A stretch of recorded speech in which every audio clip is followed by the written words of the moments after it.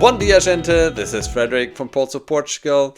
When you buy a property in Portugal, you will have hopefully a lot of fun. It's your new face, it's your new country. It's a great step in life. But like in any other country, you have to pay taxes. There are two taxes that you have to pay that are related to the possession and the purchase of a property. And we also will do a live calculation so you have a good impression how much will be the taxes. The first tax that you have to pay when purchasing a property is the so-called IMT, or Imposto Municipal sobre as Transações Onerosas de Imóveis, in short IMT, property transfer tax. It's a tax that is paid before you actually do the deed. So the notary or solicitor, the lawyer that takes care of the sale, will request these taxes, and you have to pay them and also bring a proof that you paid these taxes. Otherwise, no notary, no lawyer will proceed with the sale. It ranges between 8%, but it depends. There are also certain properties that are free of taxes, at least when it comes to the IMT. Houses range between 2 and 8%. Properties that are not urban are always taxed with 5%. It's a flat rate. And if you buy land or a plot, it will always be taxed with 6.5%. There's some situation where you don't have to pay the EMT, the transfer tax, fully, or don't have to pay it at all. For example, there's currently a program that any investor younger than 35 years, if they invest for their first property and for their own usage, they don't have to pay the EMT, for example, which I think it's a great advantage to save money. There are also some other exceptions. For example, if you exchange properties, sometimes people swap properties or trade properties. In this case, there's also a reduced version. If you want to have more information, check out our website. We put the link below to see if maybe your investment is free or has less EMT than needed. So, how much taxes you have to pay? This depends. There are factors that determine the amount of tax you have to pay. The first one is if it's your first residency, or if you use it by yourself, or if it's a second dwelling that you might want to rent, so the tax will be slightly higher. And it also depends where you buy the property, if you buy it on continental Portugal or not. So in this case, you have 4 lists of taxes that you have to pay. We have them on our website. Let's have a look at them.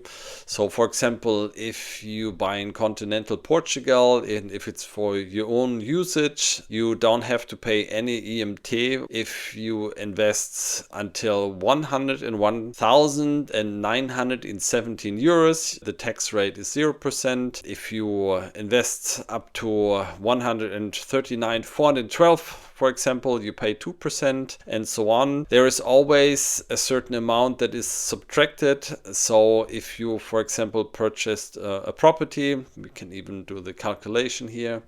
If you, let's set this, we have a calculator on our website. Let's see, if you invest for 120,000 euros, on continental Portugal for own usage, you have to pay 361 euros and 66 cents EMT. Why is that? They calculate the 2% and then they subtract this discount value, which is true for this value range, which is 2,038 and 34 cents. So this way you can calculate it. There's a second tax that you also have to pay, which is the stamp duty, which is always 0.8% of the sales price. There's no way to abolish it, even if you invest just 50,000.